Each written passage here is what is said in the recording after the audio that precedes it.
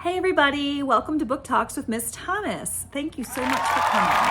And if you are interested in my staycation, this is a really long video. In this video, I am going to do a lot of cleaning and organizing, and as I do that, I'm going to be telling you about the books that I'm listening to. So these are mostly audio books. I will definitely put in chapters for you so that you can listen to some of it or all of it. So if you're interested in cleaning and organizing, you're gonna like this one. If you're not, just go to the chapters about the books. And the books that I'm gonna talk about are Marie Kondo's The Magic of Tidying Up, because that's what I'm gonna be doing throughout the video. And We Were Liars, the prequel to We Were Liars, which is Family of Liars, and James Patterson's new book, Shattered, as well as I'm going to tell you my final thoughts on The House Across the Lake. So if you want to hear about any of that stuff or all of that stuff, you might need a pot of coffee or maybe you just want to have some chapters. But either way, enjoy.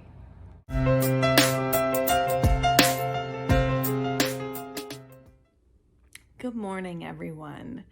So this is my staycation video. I thought I'm gonna try to mix reading with cleaning. We'll see how that goes. I cleaned all day yesterday, like really deep, intense cleaning.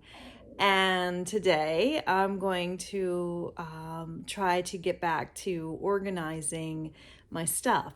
So let me tell you a little bit. I'm going to work books into this video. So I've read Marie Kondo's The Magic of Tidying Up, I think it's called. I'll double check on that. But I read it a while ago and it really was a game changer. And I have to say, I applied that logic to my stuff.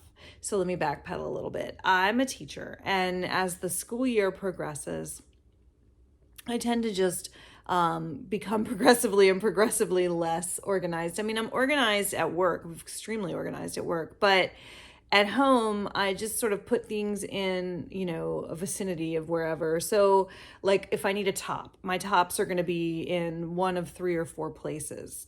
And I just don't have time for that in the morning when I'm running late. And so Marie Kondo in her book talked about, instead of organizing by location, organize by thing. And if you think about that, it's actually very brilliant. So I thought I'd put the theory to the test, and I started with scarves, and I went around the house and I collected all my scarves, and come to find out I have scarves all over the place. I have winter scarves in the winter closet. I have different scarves that go with particular things. I have like purse scarves with the purses. I have, like especially patterned scarves in one area. And I also like to organize by color. So I might have like green scarves with green tops. And, according to Marie Kondo, that's a bad thing to do, to take everything and organize it together in one location. And so I took all my scarves from all around the house and I put them in one location, and I counted, first of all, over 50, and nobody needs 50 scarves. So it was a really insightful practice exercise. It was an exercise that provided me a lot of insight. And since then, I've been trying to apply some of her thinking to the way I organize my stuff. So, now it's summer. I need to figure out what I'm going to do in the school year. Like I want to organize my clothes in such a way that I can get dressed quickly, because my husband's still asleep when I get up. He takes the son to school and then he goes to work. He's got a little more flexibility. And now my older son is working full time. And so I'm a little bit concerned, are we going to be in each other's way in the morning when we get ready for work? So I want to streamline my mornings as much as possible. And so I thought I would take Marie Kondo's thinking and try to apply it to organizing my stuff for the school year. And I started with shirts. And I had all these shirts. I grouped them together. And I realized that, instead of just putting shirts wherever they fit, I mean, I have an underbed box, I have a drawer, and I have a basket. And the basket was not for shirts. It was not really in use for anything in particular. So I thought, okay, I went through my shirts and I realized I have, instead of just shoving them wherever of those three choices, I can group them. So I put my work shirts in the underbed box, my casual shirts, shirts with like logos and things like that I would wear to my son's football practice because it gets really hot and I get sweaty. I put those in the drawer because the drawer is not real big and I don't have a whole lot of those, but I have enough to fill a drawer. And then I put my tank tops in the basket because the tank tops I'm only going to wear in the summer, another month or so, and then I'm going to put them in storage. So that's what I did yesterday. And I also, it was really fun too, because I came across a lot of things that, like when I was throwing things on the bed, I was noticing, hey, these look really good together, so it was fun too. In that way, I put together some things I wouldn't normally wear. So I next step, this is what I'm going to do today. I took all my sweaters and grouped them together. And again, I noticed a pattern in my taste, which is also kind of helpful and interesting. And hopefully it'll make next year getting dressed easier. I noticed that I tend to wear either a crew neck sweater or a long cardigan. And I love long cardigans. So not real long, not like, between my knee and my hip. So what is that, mid-thigh? So I have a lot of mid-thigh cardigans. And so I put those in a storage container because who's going to wear those in August? But I ordered some boxes from Amazon and they're supposed to come today. So today I'm going to organize the sweaters. That's my big task for today. And I know it's a little early to be thinking about sweaters, but I just have to get organized for next year. Also, let's see. So yesterday I cleaned really, really thoroughly. And when I was cleaning, I have to say, for what it's worth, this is sort of they say you're not supposed to mix topics when you're a YouTuber. Like I've read the research and it says, either you're a booktuber or you're a homemaker or whatever, like people, they like you to be a certain thing. So I'm really going out on a limb here. I don't know if this will work or not, but another thing I want to say, just because to me it's on the topic of cleaning, not on the topic of books, but I wear these nail stickers. I get a lot of comments about my nails. Now, they look probably pretty bad right now, but those are my natural nails with stickers on them, and they've been on there over a week, and I have really deeply scrubbed 3 bathrooms. So obviously these are going to come off, and I'm going to give myself a manicure, but I just wanted to say they keep my nails protected. So I tend to plan my cleaning. If I know I'm going to really clean the fridge or the bathrooms or something like that, I will wait until it's about time for a new manicure because these will protect my nails, but they'll look kind of grimy by the time, well, not grimy, but they're, I don't know, not chipped exactly. What do you think? They just sort of move around a little bit at the edges. Also, it's the heat. They're like paint they're like glued paint. And so they get a little gooey because I'm in the heat. Being a teacher, I'm at the pool, I'm at the beach, I'm outside. I have a friend who, we love these. We do our little nails, manicures together sometimes. And she loves them. It's fun too to trade. She's not having the same problem I'm having because she has an office job all summer. So she's not out in the heat. So I just think the heat makes them a little bit gooey.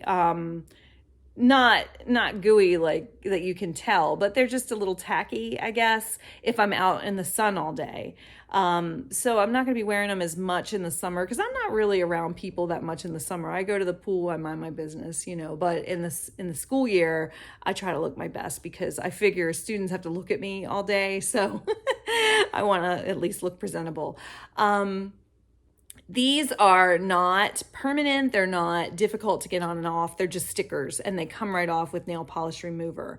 And my original introduction to these was Color Street. So you could get on Color Street's website. That's sort of like a Mary Kay. You know, they have parties, they have a sales rep. They're about $15 for a Color Street manicure, and I can get 2 manicures out of them. But my friend discovered, nothing like a good girlfriend, right? Like, or should I say friend girl? I don't know. But she discovered that you can get these stickers for $3 at if you buy them online, and it's free shipping. So there's Lily and Fox, and then there's also I'm going to put chapters on this. Lovely Hello. There's Lovely Hello. And I will put chapters for the people who could care less about nail stickers. But I think it's relevant, not necessarily to books, but to cleaning, because they keep my nails protected when I'm cleaning. And they are very beautiful when they're done. I mean, right now, like I say, it's been over a week and I've been cleaning. But that's my natural fingernails. And these are just stickers. These are glittery ones. I think the glittery ones last longer. Okay, so what I'm reading. While I clean, I also thought it would be a good time, especially since I have the house to myself, to catch up on audiobooks. So I finished, it was called The House Across the Lake, I think. I finished that one. And I talked about it in, I think, 2 other videos. And at the time, I had no idea what I was in for. This is editing, Miss Thomas. What you are about to see, this next chapter, if you are interested, kind of, sort of, maybe has spoilers. I personally don't think so, but when I talk about The House Across the Lake and my feelings at the end, having read it, I am going to say something that is relevant to a spoiler. I don't like give the whole story away or anything like that, but just heads up, if you're really, funny about spoilers, you don't want to hear anything in the ballpark of a spoiler, skip this chapter. So now that I've finished The House Across the Lake, I just want to tell you, it was good, but I'm not sure if I recommend it. It depends on your taste and your interest. I will say, I really liked it. Originally, for those of you who haven't been watching my other videos, it's the story of this woman, and her husband died, and she, started drinking really heavily, and she's famous, and the tabloids started to get a hold of her. And so her mother sort of banished her to this family beach home. It's not a beach home. It's, I think it's on Lake Michigan. I don't know. No, it's not Lake Michigan. I've read so many, maybe Vermont. I've read so many books because it's the summer about water, but she gets banished to this lake house, and I want to say Vermont.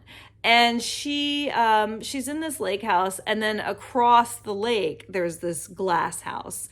And so she's watching the very rich and famous couple where are you going, sweetie? The very rich and famous couple across the lake. And so she just starts to get really preoccupied with what's going on across the lake. And the wife turns up missing, and she suspects the husband, and she's drinking throughout the book. And I had mentioned that in my last video. She's just, I wondered when I read it how reliable she was, because she was drinking all the time. And I was partially right about that, but with a twist. This book definitely had a twist that surprised me. And it's not a twist that I am really buying into. And I don't want to give spoilers, but I will say that I really liked the Book of Cold Cases. And this book, I was like, are you kidding me? I didn't buy into it as well as I bought into a Book of Cold Cases. And I think the reason for that is because I knew going into the Book of Cold Cases that it was going to have paranormal. And so I was just reading it, as entertainment. I was not expecting it to be believable, because I don't believe in ghosts and things like that. So I believe in angels. But anyway, I liked the Book of Cold Cases. And then when I got into this one, I was sort of, it was like, I don't want to give anything away, but there's definitely paranormal in the book, and that I didn't expect it when I was reading it, and so I thought, oh, that's just a little too far out there for me. But it was good. I finished it. I enjoyed it. I guess I'd say like 3.5 stars because it was really good. I liked the character development. I liked the plot, but the plot twist. It was just too much for me. I don't know, but that's just because, I mean, does anybody believe in that? I don't know. If you know going into it that there's going to be paranormal, you might like it better. But when you're reading it as if it's like a legitimate story, and then you get to the paranormal twist and you're like, really? So anyway, The House Across the Lake, it was good character development. It did have a lot of suspense. And I don't know, it was fun, but if you're going to read it, don't go into it thinking that you're going to get like a believable story. Okay, so I think I heard the Amazon truck. I'm going to go check and see if my baskets came. And then I'm going to show you, hopefully in the next clip, about Marie Kondo's way of folding. I don't know. If you buy her book, she has a whole thing about how to fold. I don't get into that. I just fold my stuff in such a way that when I pull out the drawer or pull out the underbed box, I can see what I'm working with. So I don't fold as beautifully, as the book says to fold. But I do get her philosophy that you need to be able to see what you're working with when you pull out a drawer or an underbed box. So I don't think I will show you how to do it because I can't do it very well, except to say that when you fold, instead of laying things on top of each other, you want to lay things like this. So I'll put a picture up. I'll show you a picture and then you can see what I mean. And now I'm going to check for the Amazon truck, and I'll film later about my sweaters. So the Amazon package has come. I'm so excited. I'm going to bring it in and hope that these new containers that I ordered for my sweaters will work out. By the way, when I mentioned deep cleaning yesterday, I took all the trash cans outside and scrubbed them and left them overnight with bleach water. I am not June Cleaver. I haven't done this in like a year, but it was just something that was bothering me. I don't know. Is it just me? Does anyone else like see the grit in the bottom of the trash can and just get the heebie-jeebies?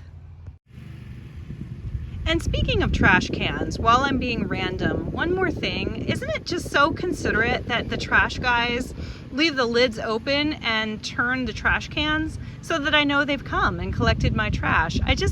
It's the little things, but I think that's considerate. So thank you, trash collectors out there. Yay! Okay, so I'm back inside. Whew, it's a heat wave out there. While I'm doing a random, like not necessarily bookish vlog, I'll just say, I'm going to go for broke and say I bought these also from Amazon previously, and they're kind of cool. You're supposed to fill them half with soap, like any liquid soap from the store, and then half with water, and then shake it up and you get a foam soap for your hands. It was kind of a cool idea, and I bought a whole bunch of them. But the problem is that you go through these plastic things, and then it's not really worth it when you think about it as far as the environment, because you're buying a bunch of these plastic things. They last for about 2 uses, and then they get kind of, I don't know, I think they're gritty. And I put them in the dishwasher and they got kind of like cloudy. And then so you think about it as far as like, I thought it would be an environmentally friendly thing, but you're going through maybe 2 things of soap, and then you're pouring the liquid soap in here. So that's 3 things, 3 plastic containers. So it was a great idea, but it didn't really work for me. Okay, so now let's talk about this package. I've got this package that I'm gonna open. Dun, dun, dun, dun. Hold on. And I'm hoping for containers, like little collapsible storage containers for my sweaters. Let me switch this. Well, I'll have to show you truffles in a minute. Okay, so here it is. I'm hoping that these will be collapsible containers that will work with my, of course I put the scissors away, that'll work with my sweaters in the closet. And I think there's 3 of these. Oh, it's not as big as I had hoped. I was hoping for a bigger container, but we'll see. Maybe it'll fit, I don't know, hopefully 5 sweaters. We'll see. Let me show you the sweaters that I'm trying to store. All right, here we are. Truffles is supervising because whenever there's anything I'm really engaged in, you're gonna find Truffles. So these are my sweaters, and I just wanna say before I get into trying to figure out if they store well, I will say, with regard to Marie Kondo's, I think it's called The Magic of Tidying, or something about the magic of tidying. I will say she talks about love what you have and part with the things that don't bring you joy. So I saw this sweater at the Eileen Fisher outlet. It was like 70% off. It was final sale, but I didn't really mind. I think I got it for about 30, and I love it. Now this one, I did know that this would match. I mean, it's gonna match black, it's gonna match jeans, it'll probably match light blue. So this one I knew, but I'm saying, my point is, I have gotten to a point now where if I like it and I want it, then, you know, I'm not gonna, sometimes I think about, I used to fall into this rut where I think about, well, does it match everything? Is it practical? Is it my style?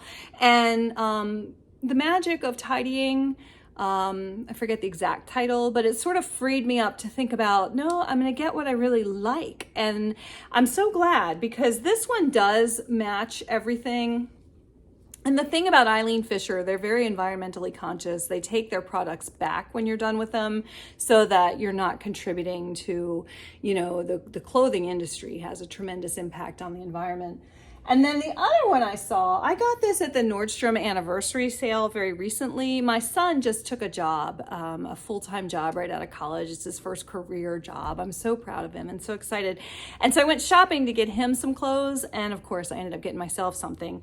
I saw this at the Nordstrom sale, and I like the color. And it was one of the first few purchases where I did not stop and think about, well, is that going to match anything? Is that going to go with anything? I just saw it, loved the color, loved how it's really soft, and bought it. So come to find out, it goes with a ton of things. I put it together with a bunch of other things, and it really goes well. All right, so under the supervision of Truffles, I'm gonna try and put these in the bins and hope that they work. Okay, so here's my closet. I had lunch. I made grilled chicken. I had some leftover grilled chicken. I put it on toast with goat cheese and basil. It was so good. And then my son's coming home from work, so I made him dinner. I'll put on the thing here a picture of the ingredients. It's so easy. It's just Parmesan cheese, cream cheese, and Olive Garden Italian dressing. I get the knockoff from Aldi, and it's really good. And conserve it over pasta or mashed potatoes. We like it over pasta, and super easy. So anyway, since I'm doing a non-bookish sort of vlog, I will also tell you, though, I listened to an audio book while I was doing this, so that's up next. But let me tell you, I'm not real thrilled with these. I measured them, and I guess the fit is a little too tight. And you can't see what you're doing, so I'd have to pull them out, but I can put a label. I can put like a label in here. Maybe I'll do that and like put a pretty string and make a label. But I have sweaters in here. And I'll also tell you, I took some rosemary and put them in these little bags, and I ordered these bags either from Amazon. I know I got the, not rosemary, lavender. I know I got the lavender from Amazon, and bugs don't like lavender, and so spiders and silverfish. Spiders I don't think hurt your sweaters, but silverfish like to eat fabric. So just to be on the safe side, I put lavender in each bin. And then you can there you go. So I'd have to pull them out to see the contents, and I don't know how I feel about that.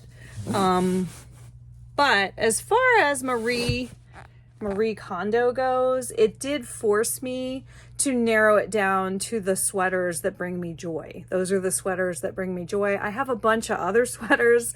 So instead of picking what to get rid of, I picked what brings me joy. And then the stuff that didn't make the cut, I'm not sure. I have more shelf space I could put here, or what I might do is put the things that didn't make the cut into a bin and stash it away. And if I forget about those things, then I'll just donate them.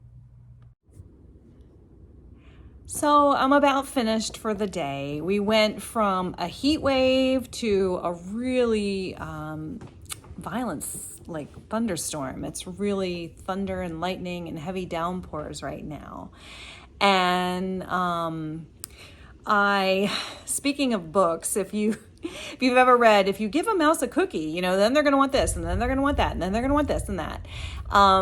So I tried the 3 bins downstairs in the closet, and I now think, okay, I need to go buy 6 more bins so that all the bins match and I can put everything in that little closet instead of having just a row. So what a pain. We'll see how that turns out. This is why I only do these things once in a while. I don't do this kind of thing every day. This is like my annual, just deep clean and try to organize. All right. So while I was doing all that, I began a new audiobook, and that one is the prequel to We Were Liars. Don't remember what it's called. I just started it. It was just an audio, so I'm not even looking at it. But it's the prequel, and it does say in the very beginning that there are spoilers. So going into it, if you haven't read We Were Liars, you probably should, even though this one's the prequel, because this one starts pretty much with a spoiler alert. And I won't get into that kind of stuff, except to say that the book begins with a woman who is speaking to the ghost of her son.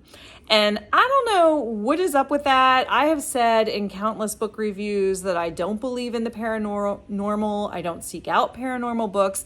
I think it must be some kind of new trend coming in, or maybe it's an old trend and I'm just, because I'm old, I'm now learning about it. But as soon as I heard that, the ghost communicates through the Scrabble board and they have conversations, I'm thinking, okay, do I really want to do this again? Because first it was the Book of Cold Cases, and then there was The House Across the Lake, and here we go again with a ghost. Those books were good. I liked them okay. I just didn't really want to sink my teeth into another ghost story. You can see Truffles has lost interest too. So, but I loved We Were Liars. I absolutely loved it. And so I will continue with the prequel. Now, after it gets into the ghost story, it then it switches gears. So there's a ghost in the very beginning, and then it switches gears and there's no longer a ghost. So it's the one of the mothers reflecting on her childhood as a girl with her sisters. And we find out that one of her sisters drowned, and everyone in the family is like, just move on, get over it. We don't show sorrow. We don't discuss things that make us uncomfortable. And so she's grappling with the loss of her sister, and no one is willing to grieve with her. So, and I can just tell you, that's something that I have heard, from people, and having had miscarriages in my past, sometimes it's okay just to hurt and just to sit beside somebody and say, I'm sorry you're hurting, and let them hurt. So it seems that the premise of this book, at least the little tiny bit that I've gotten into so far, is one of the mothers, of course I can't remember her name right now, but one of the mothers, Casey maybe, is reflecting on when she was 14 years old and she was being pushed into a certain image of life is great. Remember in my last one I talked about we show our teeth, everybody's happy, smiley, shiny, happy people all the time. So that's about it as far as I've gotten so far. Tomorrow, I'm expecting more fabric containers for my sweaters from Amazon. So I'll get back to you tomorrow. I'm going to fold sweaters and see if I can organize that closet for back to school clothes. And then I will be listening to some more of that book as I do. All right, I'm back. It's the next day, and I listened to 3 hours of Family of Liars. I got about 33% into the book, and I finally decided to DNF it for 2 reasons. One, I'm not liking it like much at all. Well, obviously, because I'm going to DNF it. But 2, Shattered by James Patterson became available. I got a notification from my Libby app that, Shattered is available. And I've been waiting for that one for a really long time. And I'm excited to listen to that one. So let me tell you, though, what I know about Family of Liars. It starts, like I say earlier, I told you a little bit. It starts with the woman. She's young. It's the mother of the main character, or one of the main characters in We Were Liars. And her name is Carrie, by the way. I think I said Casey earlier. It's Carrie. And she is talking to the ghost of her son. And then she starts reflecting on when she was 14, and her father made her get, and I'm only 30% in, and so I don't think any of this is spoilers, but her father made her get some kind of surgery so that she looked, I forget their last name, but she looked in a way that appropriately represented the family, and there really wasn't much wrong with her. She was happy with the way she looked and the way, I guess, something about her jaw, and the father wanted her to look, more fitting of the family name. And so that was one thing. She's 14 and her father decides she needs to look a certain way and puts her through this painful surgery. And I thought, like, okay, that's a little weird. If this is the grandfather in We Are Liars, then that makes sense, though. I mean, I knew when I read that he wasn't a very nice guy. But she obviously has a lot of self-esteem issues because of the father, and that, makes sense. But then this boy, I guess she's 17, and this boy shows up on the island, and she's just gaga over this boy. And I'm too old for this. I am not interested in reading about some boy crazy teenage girl. And he is obviously opportunistic. And so he comes to the island and he kisses her. And then they go on she offers the next day to take him to the store to buy underwear. Don't even get me started on that. Like, what woman, girl, anybody, you don't need to go shopping with some guy for his underwear. Like, I'm a mother of 2 boys, and I tell my boys, like, hey, do you need to buy anything private? I can give you some cash and, meet you out front. And I'm, whether it's shaving items or soap or whatever, can we have some boundaries? But anyway, that's just me, I guess. That might be a generational thing. But that bothered me. And then he's flirting with this girl while she's taking him shopping. And then he finds this other girl and he goes out and has ice cream with her and says, hey, I'll meet you later, to Carrie, the person telling the story. And she's, I think, 17 at this point. So she's waiting on the boat, hoping that she can still go out with him because he kissed her the night before. And I'm just thinking, oh, no. So I DNF'd it. That was the last thing. That was it. That was like, I was done when they went on the shopping spree. I don't know. Maybe the author's going to tell us that, that is unhealthy. I think the author is pointing to the fact that Carrie is not a healthy person, but it was just, I was very annoyed and frustrated by the whole thing and couldn't read it. And, I tell my own children, now again, I'm the mother of boys, so I don't know. I know it's hard to raise girls. One of my best friends has a girl, and we were stay-at-home moms together. She was raising her daughter, and I was raising my older one, and we had play dates together. And I've listened to some of the things that, mom problems as mom of a girl. And it's unbelievable. I mean, I completely empathize, but I do, hold on, this shade is crooked, isn't it? I think the shade's crooked. Sorry about that.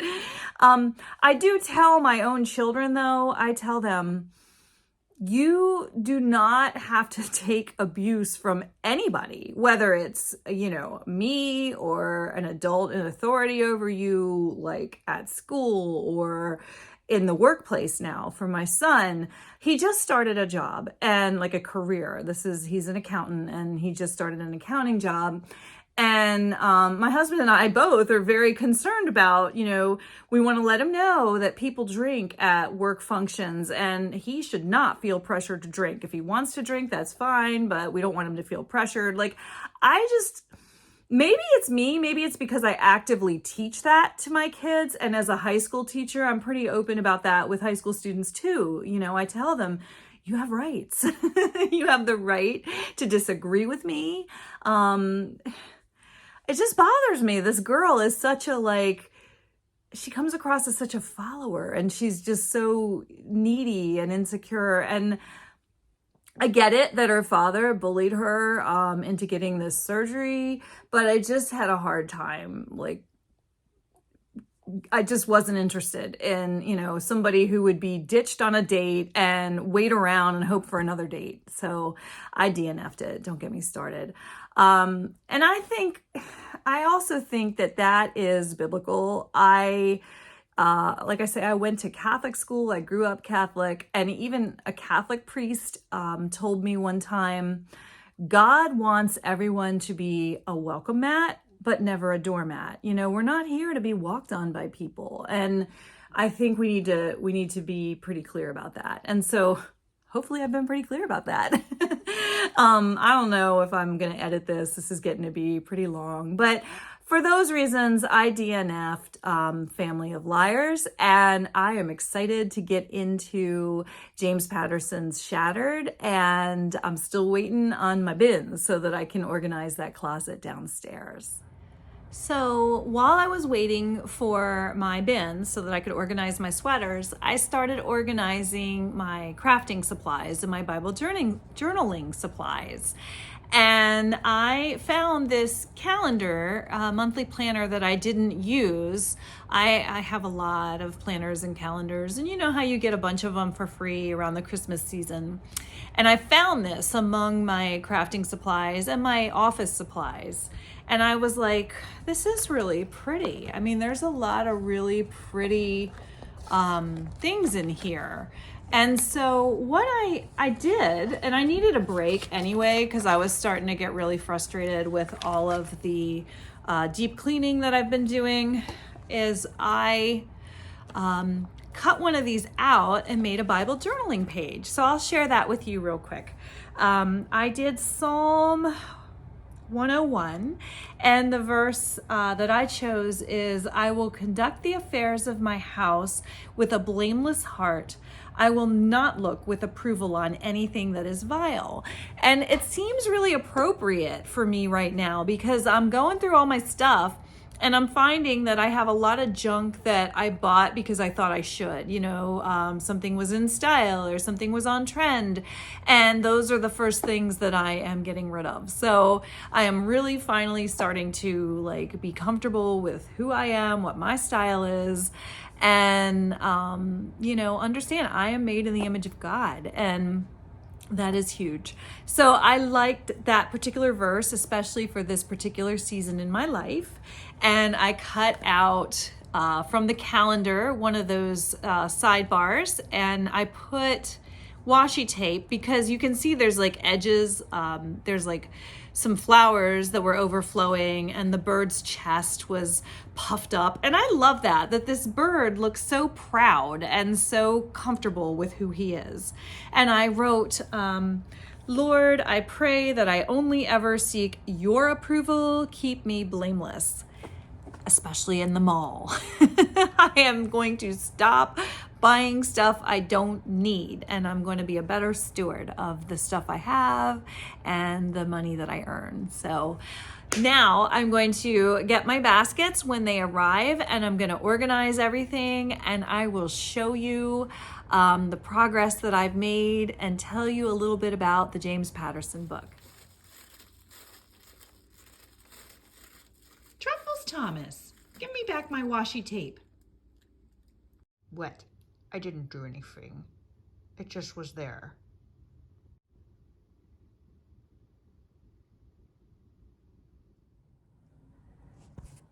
Okay, are you ready for the big reveal? I spent all day yesterday trying to organize my back to school clothes, my work clothes, and I listened to a book. So if you're not interested in my closet, there's chapters. I'll tell you about Shattered by James Patterson. But here's the reveal for the closet. And I'm no filming expert at all. By the way, Chrissie's Purple Library, she is the editing guru, and I have been inspired by her. So if you see some funny things in my video, it's because of her. So go check out her channel. Okay, so here's my closet.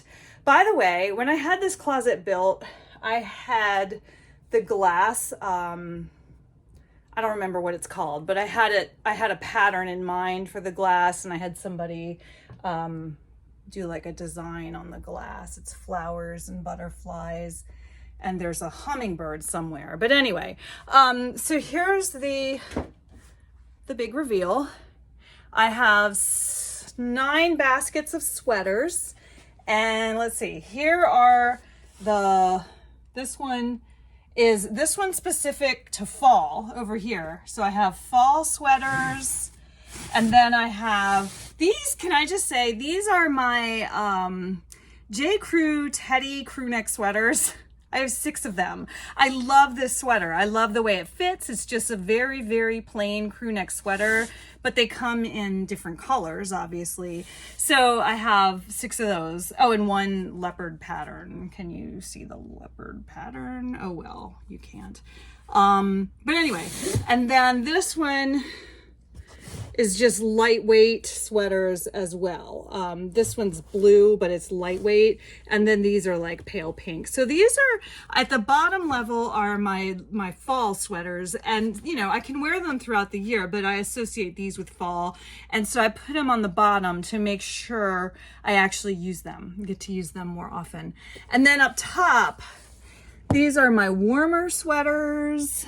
These are like really warm.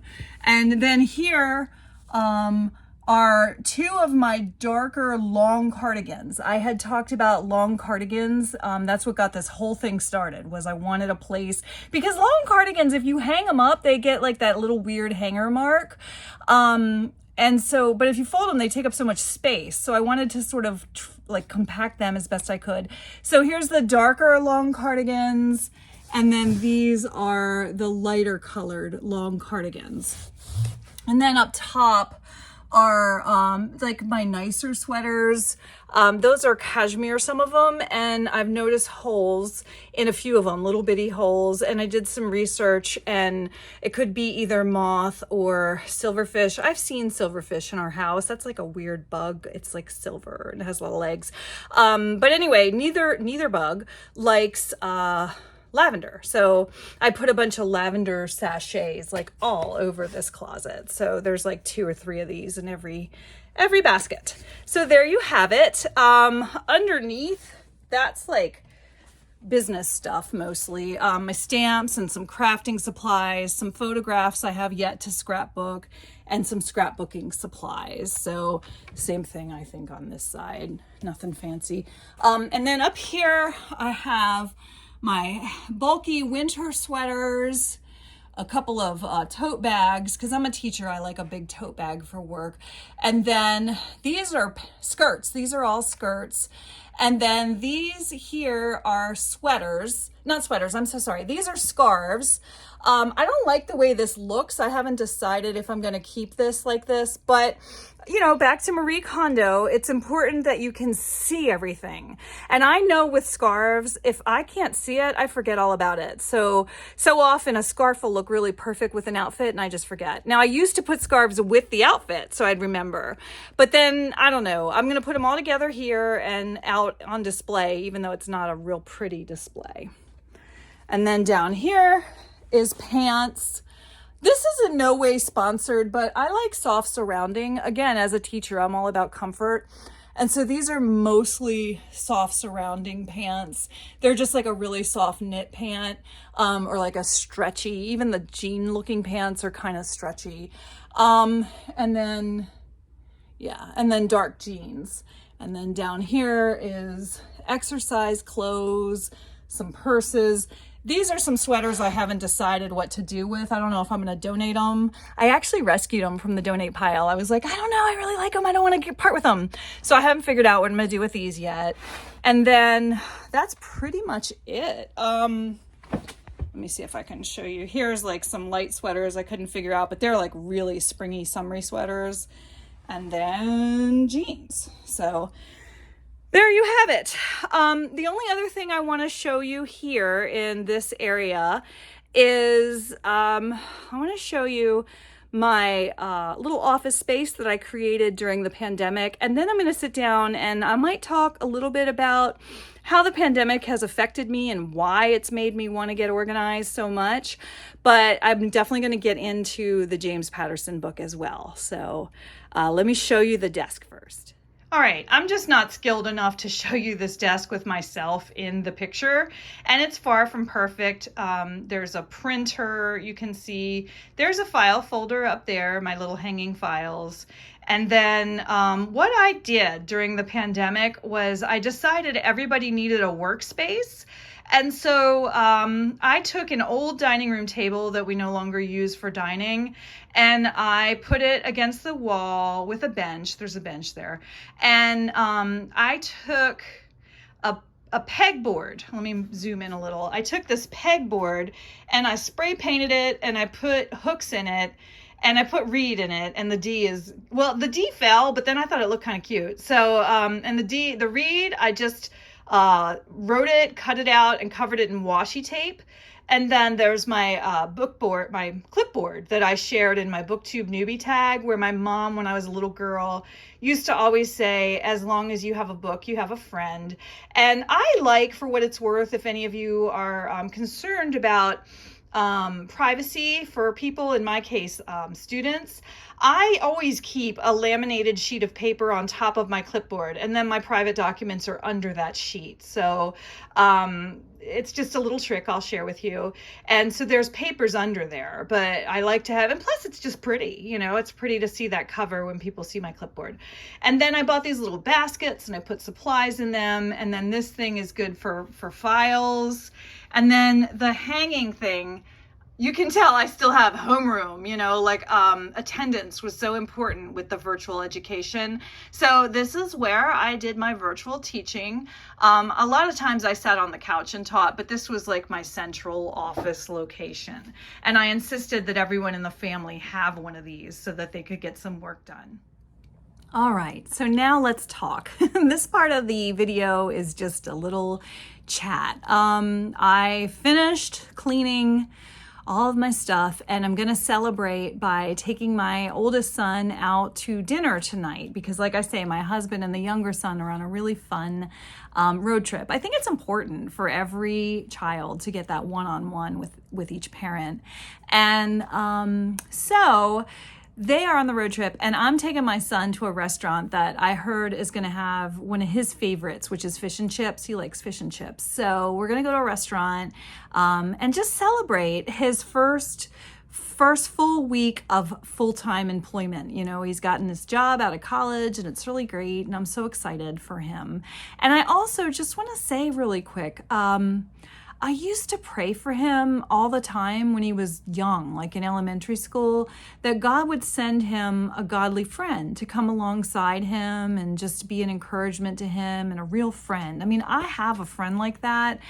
And it's such a blessing. I mean, I don't know what I would do without my godly woman friend. That, it's just good to have somebody you can ask them to pray for you. You can confide in them and know that you're going to get really good, sound advice. And someone who's going to listen to you objectively and honestly and tell you the truth. I mean, it's invaluable. And so I used to pray for my older son to have that. And especially as a Christian, I think it's hard for younger people, especially my older son, because he went to a public school and there's, some great people there, but he was, very Bible believing, God fearing child. And so there were things that, it's hard to fit in, I think, sometimes. And I just wanted him to make a friend. And I remember as I watched him grow, I felt like God just wasn't answering that prayer. And I didn't know why, because biblically, I understand that, God answers prayers if they're in accordance with his will. So why wouldn't it be in accordance with God's will to send my son a godly friend? Well, for one thing, I think, I'll take my glasses off and get real with you. For one thing, I think that my son has a tremendous strength of character that only could come, maybe not only, that's a strong word, but in his case came from years of having to stand up for what he believes in, even though he stands alone, and I have such an admiration, because I'm kind of insecure, even as a woman my age, but at his age, woo, I was a follower and insecure. And here in this very video, I criticize that other character for that. But maybe that's why. Maybe I see so much of myself and it made me angry. But my son is a very strong, he really doesn't seem to care what other people think of him as long as he can live with himself. And I think that has to do with the fact that it was hard fitting in, especially like those middle school years. And the thing is, though, about God and God answering that prayer now, right out of college, I mean, I think it was the first interview he went on, he was offered a job. Now, he continued to interview. He went on a couple interviews and made sure this was the right job for him. But on the interview, the person interviewing him said, you come recommended by someone who works here. And my son was like, who could that possibly be? Well, come to find out, there's another person right out of college that got the job before, my son interviewed. And he has gone through school with my son since 4th grade, all the way through college. And they just happen to know each other. They just happen to travel in the same academic world, but my son never mentioned him. He never brought him home and told me, hey, I made this friend. He was just that guy at school, and I think boys might be a little different that way. I don't know. I know my husband's that way. But yeah, he wasn't like on the phone with him and telling me about him and making plans with him, but he did know some guy, and come to find out now they have a job together. And I don't know if that guy's a Christian or not, but knowing the God that I know, I'm willing to bet that God's up there saying, see, baby girl, you had that friend. You just didn't see it. I saw it, but you didn't see it. Because God is just great like that. And I am convinced that he laughs at me every day, but in a good way. I mean, if I can make God laugh, he's the creator of the universe. If I can give him a chuckle, yay.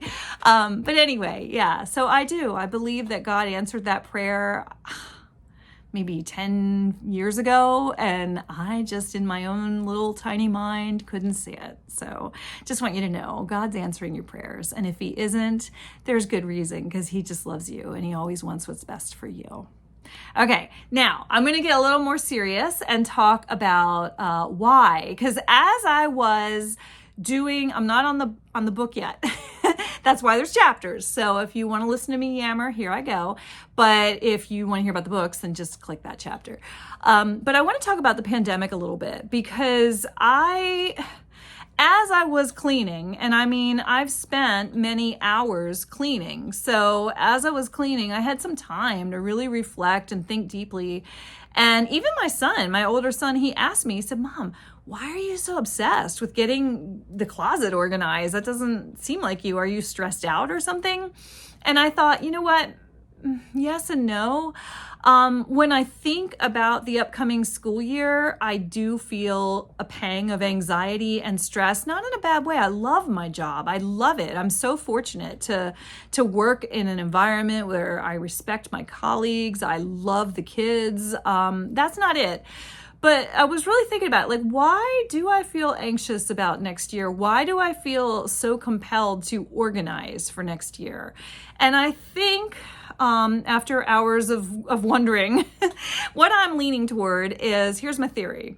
I think that when the pandemic hit, it just knocked the wind right out of me. It just, like many people, it just took me by surprise. I remember my department chair said, do you think the schools are going to close? And I said, no, why? Why would the schools close?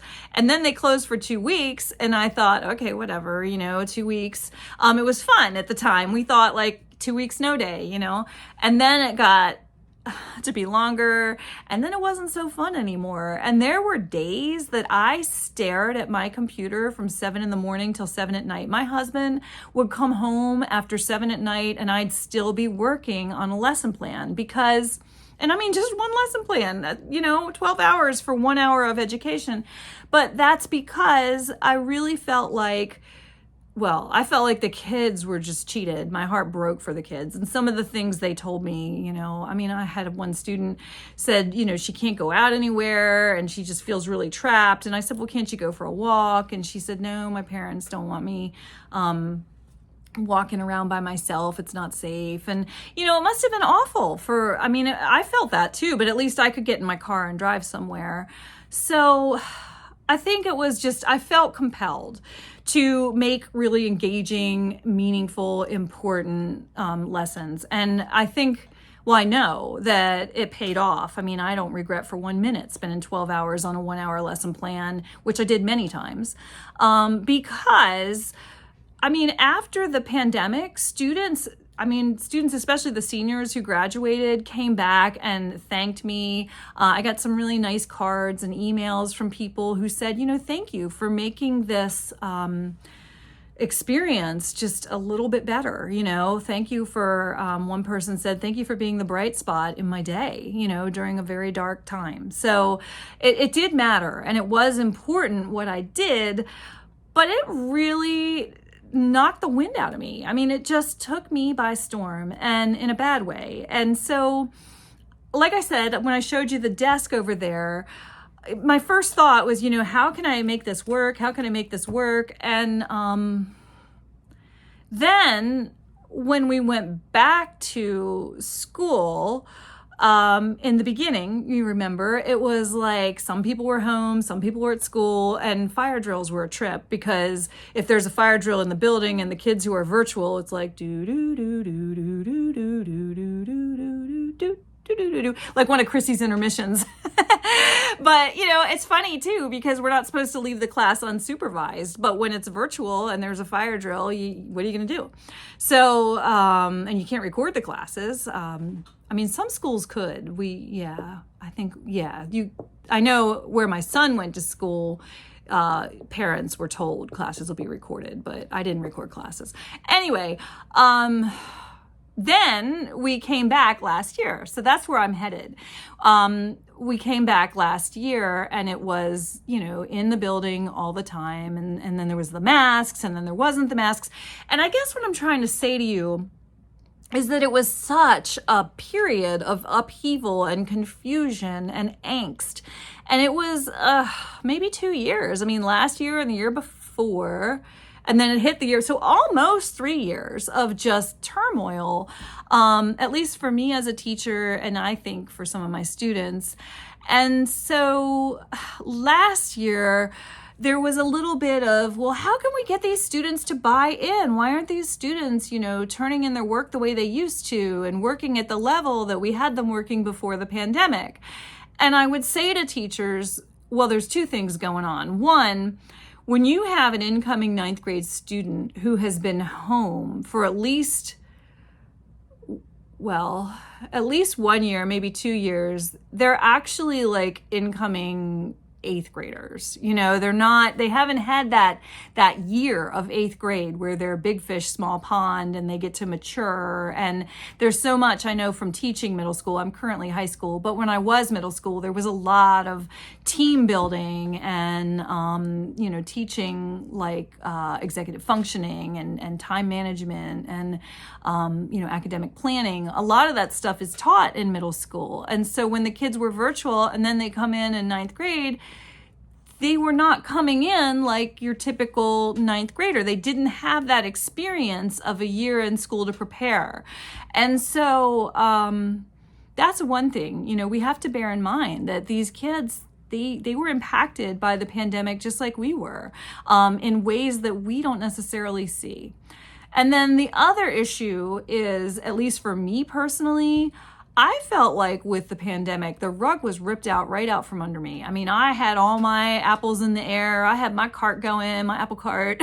I'm really, I get into it. And then it's like all of a sudden I have to figure out how to do it from home. And at first I was like, Susie Sunshine, I'm going to make this work. But it was hard because I really want to be good at my job and I want to do the very best for my students. And, it was just a whole new thing. And then you're home all the time. You get kind of tired of, I don't know. I think apathy became a very real thing. And not just for, anybody could fall into the trap of apathy. And so when the kids came back to school, I think the question is, well, why should they buy into an education if we could, or I guess the world, I don't know, the government, I don't know who, could just take it away and say, oh, you're going to go home and sit in front of a computer now. Oh, now you're going to come to school. I think that it was hard for the kids. It was a big transition for them too. And when they came back, I think they were, a lot of them, maybe not all of them, I can't speak for everybody, but I think, a lot of people were drained from that experience and having to transition to a different experience. And then I think at least a lot of them were wondering, well, is this real? Is this going to last? Why should I buy into this? Because I might end up home again. So all that to say, I am so determined to start over this year. I just want to stay on top of everything. I want to be all in. I want to be committed. I want to be at my very best. And I want that from my students. And I can't ask that from them unless I'm doing it myself. And they know that. They know I will try really hard everything I ask them to do. So I have made a commitment to just be on top of my game, to be organized, and just to really, I've organized my office stuff, my desk supplies here in the house, and now I'm organizing my work clothes. And I also did I did a lot of organizing in the bathroom. And that's another thing. I was talking to my son about that because, he was helping me organize the kitchen this morning. That's another thing I want to tell you. Organization and cleaning is contagious, just like enthusiasm. And so here I am doing all this organizing, and my son just naturally went into the kitchen and started reading expiration dates and throwing things away. I don't know if he was trying to show his appreciation for me or his support of me, or if just, hey, this fridge is really clean now. Maybe we ought to, go through it and make sure there's nothing expired in here. I cannot read without these babies. So it really was a big help for me to have him sit there and read all those itty bitty expiration dates. And he found a few. And he was like, Mom, why do we have, 3 and 4 containers of butter? And look at all this shredded cheese. How much shredded cheese do we need?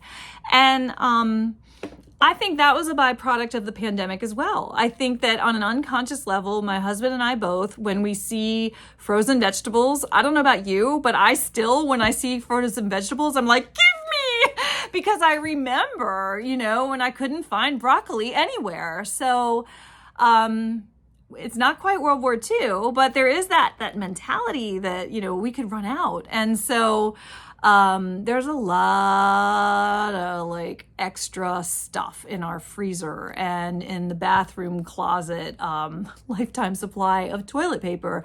I wonder why that could be. Has anybody in this country been, or anywhere really, I think it was worldwide, been worried about running out of toilet paper in the last few years? So that's not going to happen again in this house. Let me tell you, we got a lot of toilet paper. So anyway, all that to say, I just wanted to let you know, and I'm looking at my phone, there's 16 minutes now I've been ranting. Thank goodness for chapters. But I just want to let you know, if you're feeling really discouraged or really overwhelmed or just really kind of lost, it's not just you. I get it. And I think that a lot of it is just the world we've been in has been so ever changing, especially lately, that it's going to be a transition. It's going to take some time. So let's give each other grace and give each other kindness and patience, and just try to roll with the punches, but to do it as well as we can. Okay, so as I'm looking at the camera behind me, I also want to tell you, I have mentioned Truffles is not my only cat. I have another cat. That was a cool thing about the pandemic. I got to see many students' pets and my students got to know Truffles pretty well. But I have another cat, a very skittish, nervous cat, and he's not around right now. But I have found his hiding place. So when I was down here, which I'm not down here often, this is like my storage stuff for work clothes. Not like day-to-day stuff that I wear, like running around, running errands, cleaning and stuff. So anyway, I found his hiding spot, and it was in one of these back here. And so I go to organize, and this cat flies out and runs away in a panic, because I swear, I don't know if he's feral or what, but he's a wild, like nervous cat. So I made him a little treat. I made him, let me show you. I'm back. I made him this little, this is a clean knee-high stocking. I've never worn this. Speaking of extras, I had like a box, an unopened box of knee-high stockings.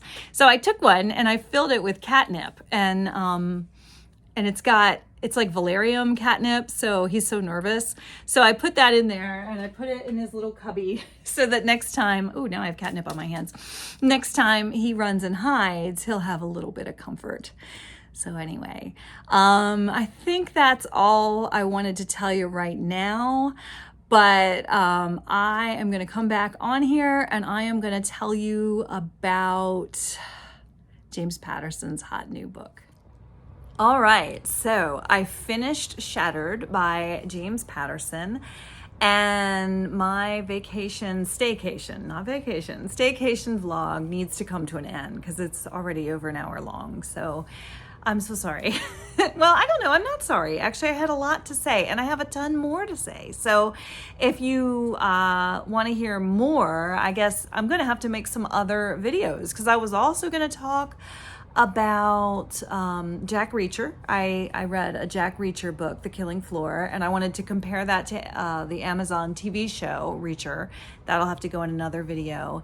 And I don't know, I want to talk about the book of Revelation. Today's sermon was on the book of Revelation, and I thought, you know what, that's a book. So I could do that. I could talk about the book of Revelation as a book and give you a brief overview, not a comprehensive discussion, but an overview, because end times is definitely something that people are interested in. Okay, anyway, all that said, we are an hour into this video, so those are just coming up videos, I guess. Be on the lookout. Let me tell you about Shattered by James Patterson and move the chains. All right, so Shattered by James Patterson. I am new to James Patterson. I listened to Run, Rose, Run, and I reviewed that. You can find that on my channel, and I loved it. I thought it was very good. And so I thought, oh, okay, this James Patterson guy is pretty cool. Let me try another one. And I did not know that he was a Christian. And I still don't know for sure. I haven't done the research. But in the story, the character is active in the Catholic Church, and his father is I guess he wouldn't be retired pastor, preacher. I'm not sure. actually, I can't even say for sure he's Catholic, because there was reference to church and the father having been a preacher. I'm not sure, but they're involved in a church, and he and his new bride, the book story. Okay, so the book Shattered by James Patterson begins with Mary Catherine and Michael Bennett. I want to make sure that's his name. Michael Bennett. Michael Bennett is coming home from his honeymoon, which was in Ireland, with his new wife, Mary Catherine. And like I say, this is book, I think 14. I have my notes here. Book 14 of the series, and I have not read books 1 through 13. So I don't know. I'm new to this series. And obviously, maybe I've been under a rock, because this is 14 and I know that James Patterson is very popular. But in this book, Michael Bennett is on his honeymoon with Mary Catherine. They're in Ireland, and he ignores some phone calls from a very dear friend of his, Emily, an FBI agent who kept him safe, probably in a previous book. He talks about how Emily went above and beyond to keep him safe once. And she is calling him, and he is headed to the United States from Ireland, and he thinks, okay, well, I'll get back to her when I return to the United States. This is, after all, my honeymoon. And so there's some guilt that he doesn't return her call, because he comes back to the States and come to find out Emily is missing. Now, Emily is an FBI agent who disappeared while in Washington, D.C., I think. And Michael Bennett. Michael Bennett is a New York City detective. So he's out of jurisdiction. So he comes to Washington, D.C. to look into the disappearance of his friend Emily. And that's really the premise of the book. Now, the book does begin with a woman being strangled. So I don't know if we're supposed to think that's Emily.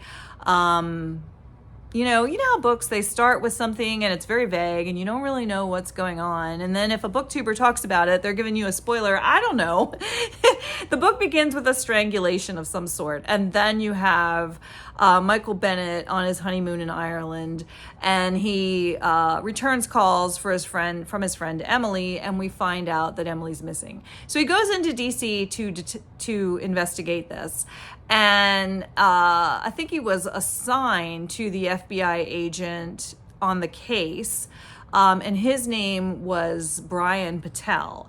And so Michael Bennett and Brian Patel are looking for Emily, and there's this other murder that is awfully similar that Michael Bennett is also looking into, because he thinks that who committed that murder probably did something to Emily. And so there's two different murder investigations going on where a woman was strangled to death in the DC area. And I grew up in the DC area, so that was cool, because there were a lot of references to places that I knew quite well as a child. So I enjoyed that aspect of the book. And I also enjoyed that Michael Bennett was such a family man. He had 10 children. 10! Now, I believe many of them, if not all of them, were adopted. No, they weren't all adopted, because there was a daughter who she references the death of her mother. So presumably Michael Bennett was married to a woman before Mary Catherine, and they had some children, and then there were some adopted children. I'm not sure. I need to get on board with James Patterson books, but I do know there was a lot of reference to family, and Michael Bennett talks to his wife, Mary Catherine, on the phone, and he's just very loving and supportive. He's very involved with his kids. He has this one son who wrote an essay on what it's like to be in an ethnically diverse family and to be adopted into that family. And the essay won an award. And so Michael Bennett is eager to see his son earn kudos for that award. And then there's this other sister who's really interested in writing, and she's a smidge jealous because she didn't receive the award. So in addition to the murder mystery, you have Michael Bennett talking a lot about having these children from these different backgrounds, and some are adopted. And he talks about his lovely wife, Mary Catherine, and his father, who I was picturing like a former Catholic priest, but maybe not. Now I'm starting to question that. And it was an audiobook, so I can't even say for sure. I can't like go through the pages. But anyway, I did enjoy the audio. I listened to it as I was organizing my closet and my office supplies and my scrapbooking supplies. So I did enjoy it. There was really nothing objectionable in it. There were some vague references to, you know, honeymoon activities, but they weren't overly graphic or anything like that. Let's see, there was, you know, obviously some murders took place, some strangulations, but they weren't really overly depicted or anything like that. I was perfectly comfortable with it. And I think that's important to say that to you, because I'm listening to an audiobook and I have children in my house. And so I will definitely let you know if there's something in an audiobook that, you know, you might need the earbuds if you're going to listen to that. Not judging, but, you know, you just might not want your kids to hear some things. This one was fine. I was okay with this because, like I say, my youngest is a teenager, so they know people get strangled. That was about the extent of the violence in the book. I enjoyed it. I thought it was very fun. It was very light and simple. It wasn't real long. It was like, I don't know, maybe 6 hours, and I would recommend it. Okay, so that is my staycation in a nutshell. I am going to end this video now. It's been wonderful. There's so many other things I want to tell you. I also want to tell you just real briefly, I had mentioned earlier in another clip that I was going to treat my son to dinner to celebrate his first week of work. And he surprised me when the bill came and he said, "I've got this, Mom. I can treat you now." And I thought of Amanda, my heart, my heart. I mean, gosh, to get to that point in your life where, you know, your son can take you out to dinner and to want to take you out to dinner. I have a teenager who, he's a nice teenager, but you know how your kids, when they're younger, they go through that phase. They don't really want to go out with you. But anyway, it was wonderful. It was wonderful to spend that time with my one son, and I'm glad my husband is spending time with the other son, and we're going to come together and have a nice family dinner tonight. And he's going to come home to a very organized house. I don't know if it's just me, but I need everybody out of the house in order to organize it. Because I had stuff everywhere. I mean, I had trash bags and boxes. Actually, let me put a picture. This is the donation pile. And then there's, you know, a couple bags that are going to trash. So it's been a great staycation. I do highly recommend that for anybody who wants to just get their head together, get their stuff together. What a great way to do it, with friends on BookTube and some good audiobooks. So those of you who stayed the whole time, thanks so much. And those of you who listen to chapters and that's more than enough for you, thanks so much too. You know, you're welcome to do whatever works for you. And here I am telling you what works for me. So hope you enjoyed this, and I will post another video soon. Bye for now.